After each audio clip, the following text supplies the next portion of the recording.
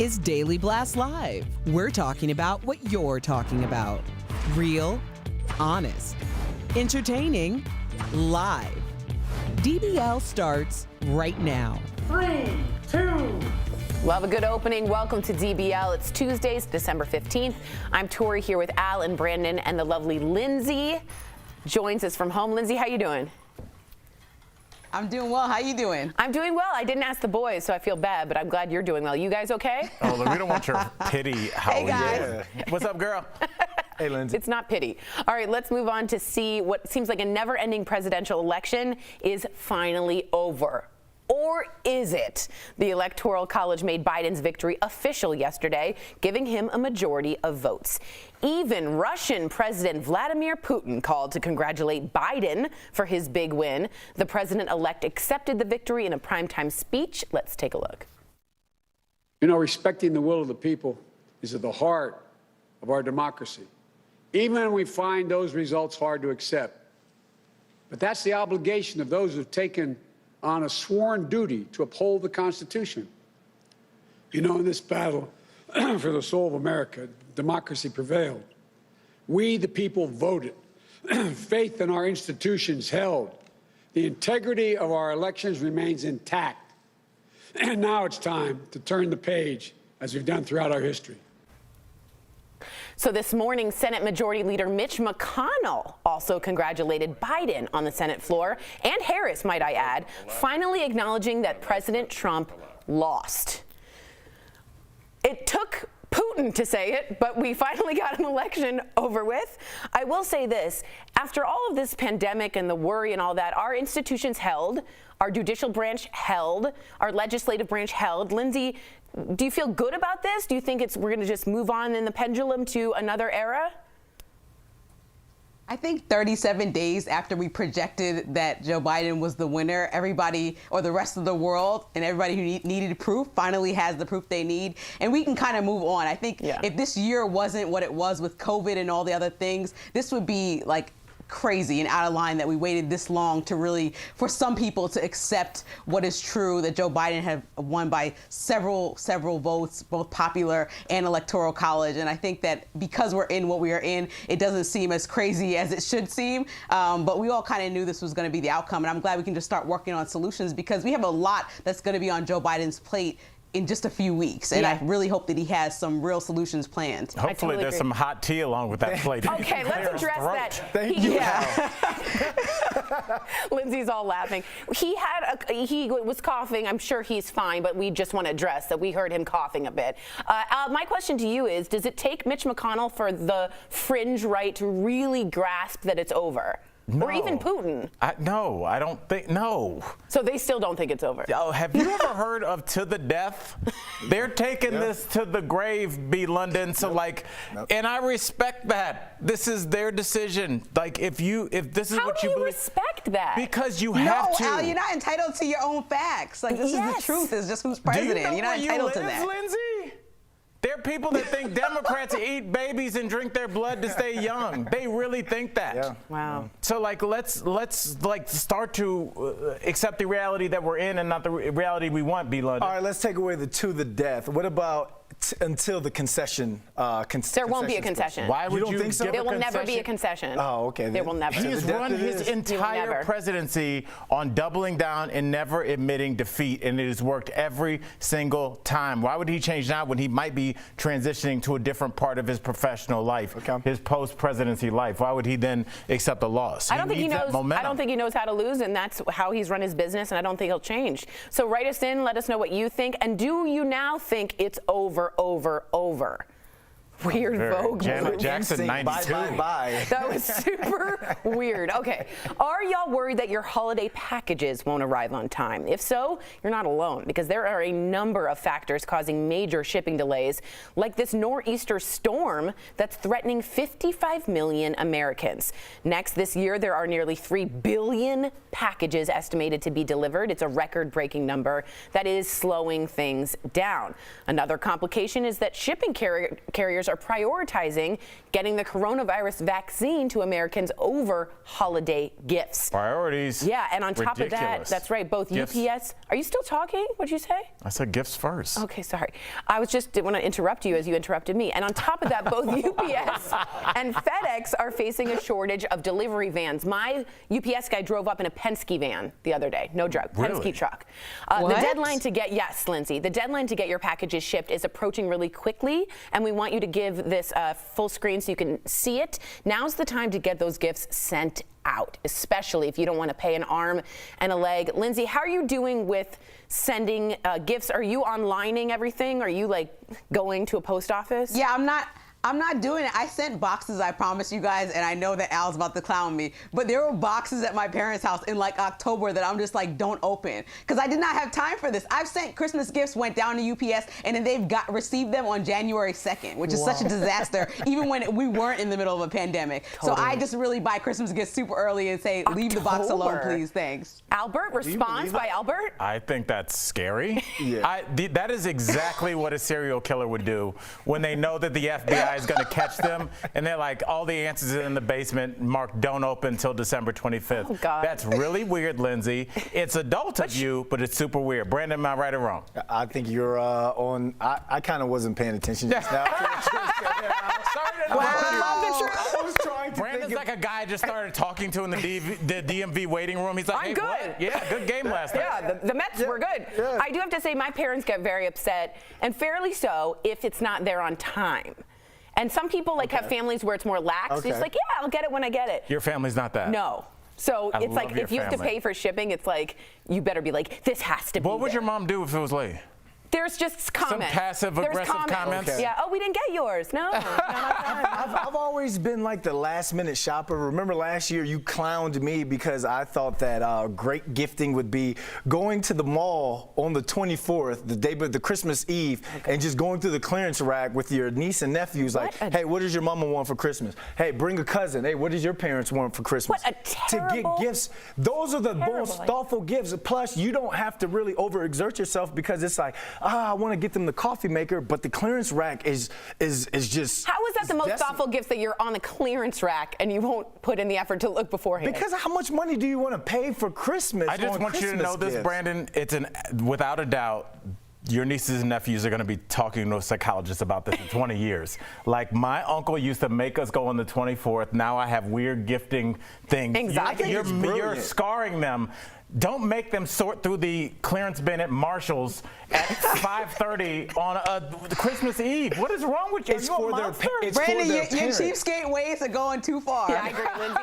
Final word was Lindsay's, and I agree with you. Okay, it's been a really tough year for so many folks, and any relief from the government, man, is still up in the air. I can't believe I'm saying that after months and months and months. I'm sorry. I just had to break character and say, God darn it.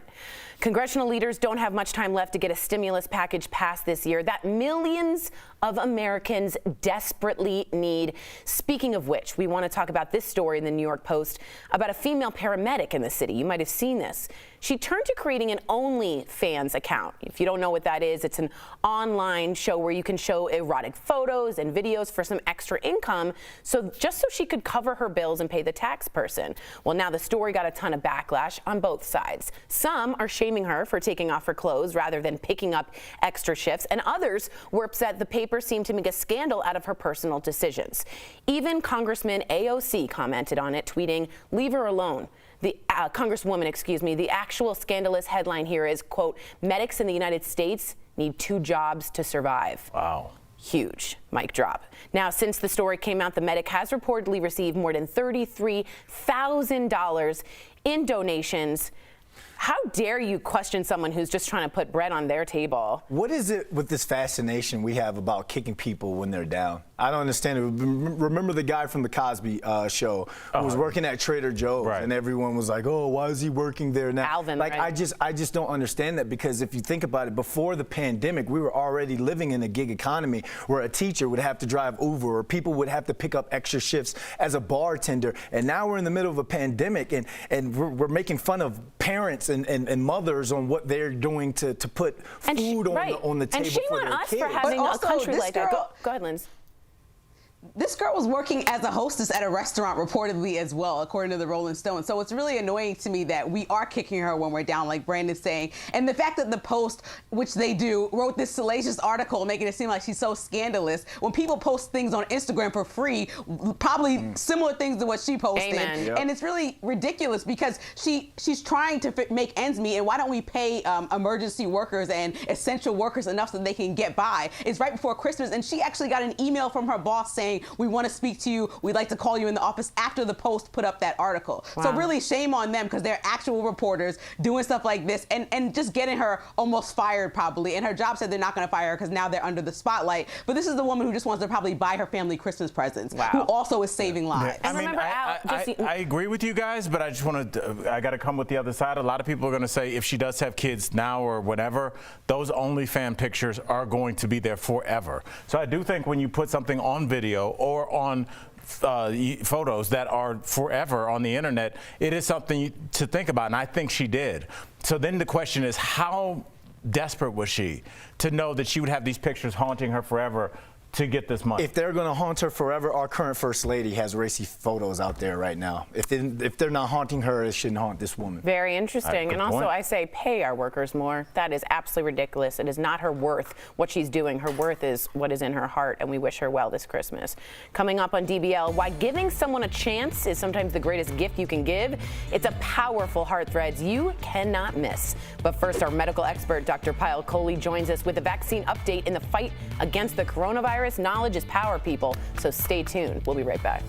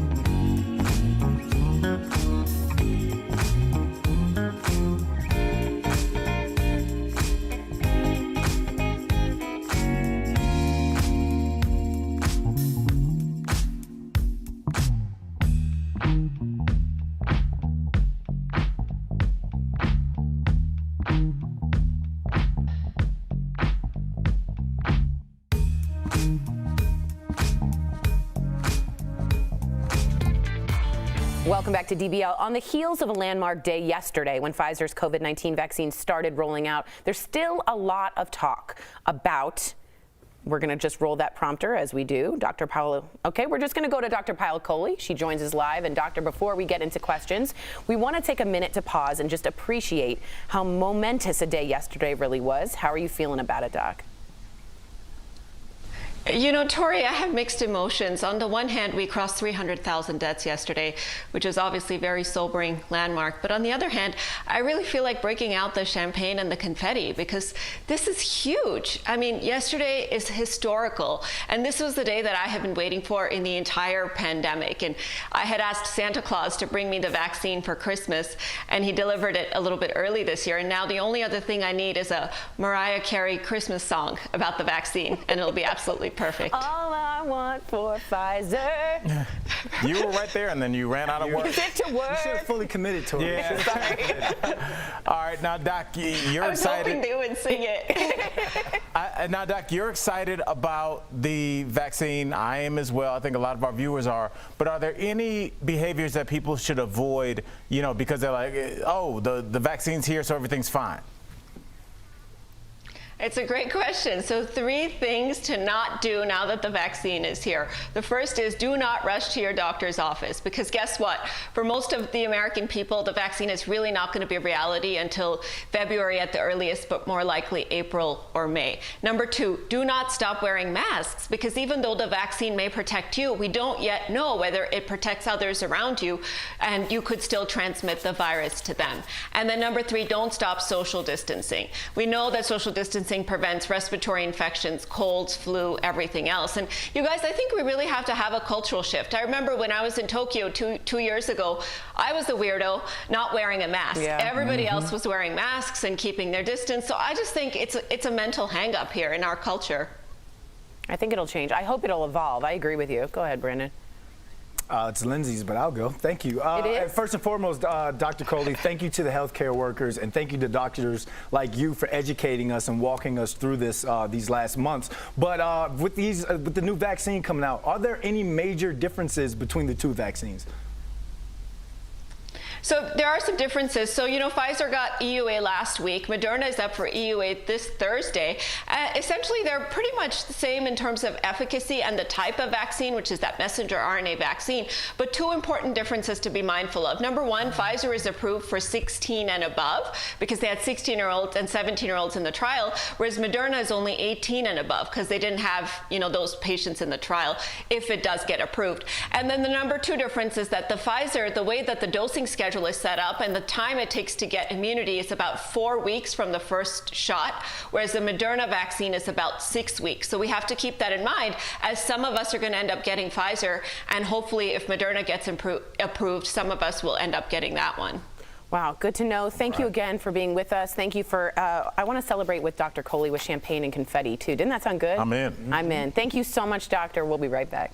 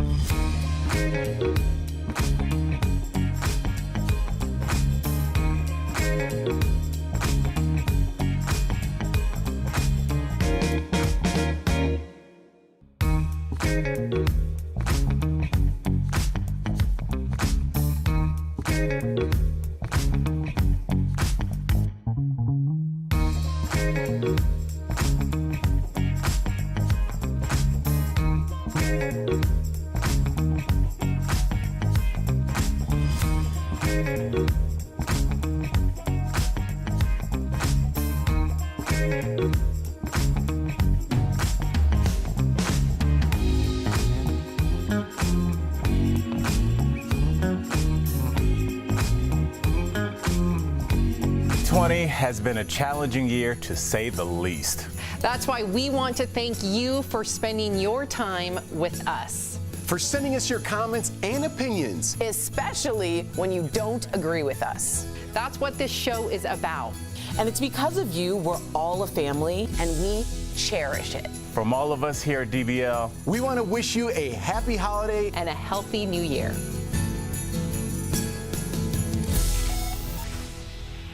Welcome back to DBL. Today's Heart Threads is all about the power of giving someone a second chance. Watch how a man with Down syndrome is breaking barriers at his new job with UPS. This UPS carrier hopes to inspire others with Down syndrome. 21-year-old Jake Pratt's neighbors encouraged him to apply for a UPS job. He just applied just like any normal person off the street. After 10 rigorous training sessions, Jake is now delivering packages. I had to carry the package to people's houses and say happy holidays to them. Jake works alongside driver Richard Wilson. My driver is Wilson. I like his personality.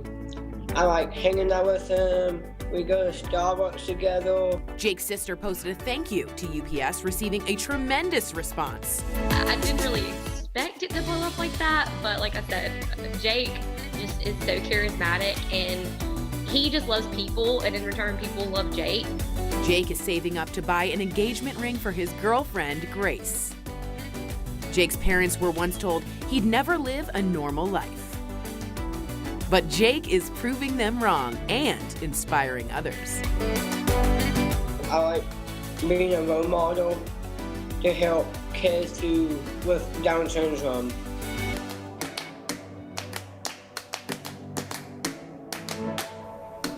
We'll be right back. Promotional consideration is brought to you by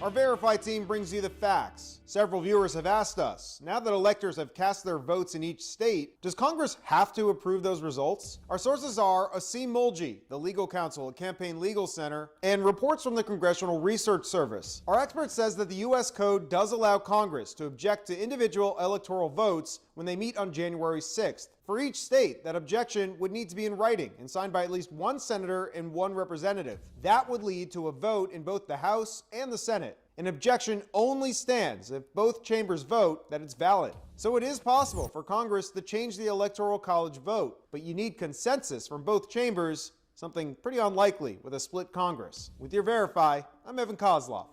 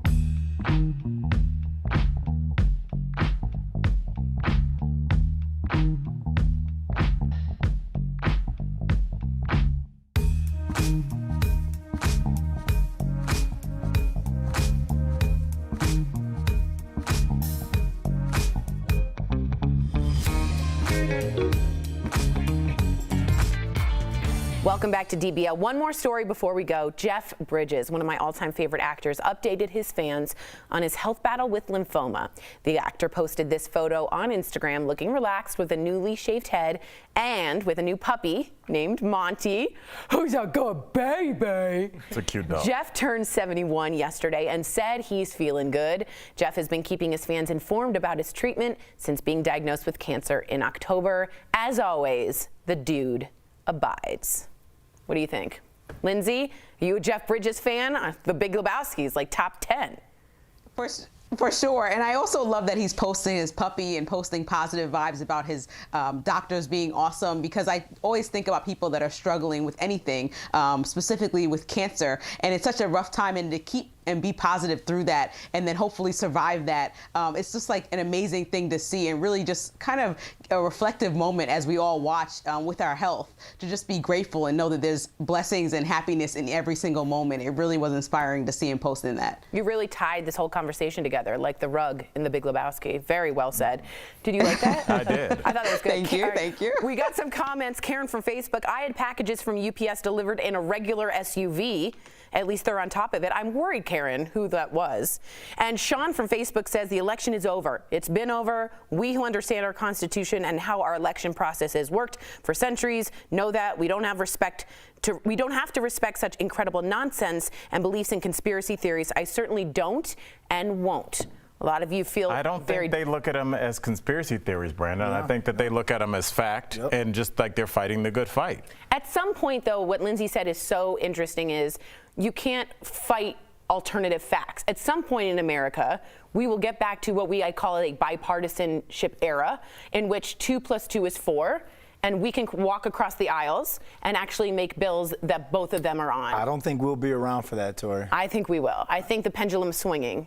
Why would that ever happen, Tori? Because it happened before, and America there wasn't goes the like internet this. where people could read what they want to read for 8 hours a day, 7 days a week. You don't think at some point you're going to see a senator What do you think? cross There's going to over? be a day where it's like somebody's going to be like, you know what, I was completely wrong about that. It's not happening. I think the era is moving on, guys. I could be wrong. Let me know. Get a mobile DBL drug test for Tori. New every day. We'll see you same time, same place tomorrow.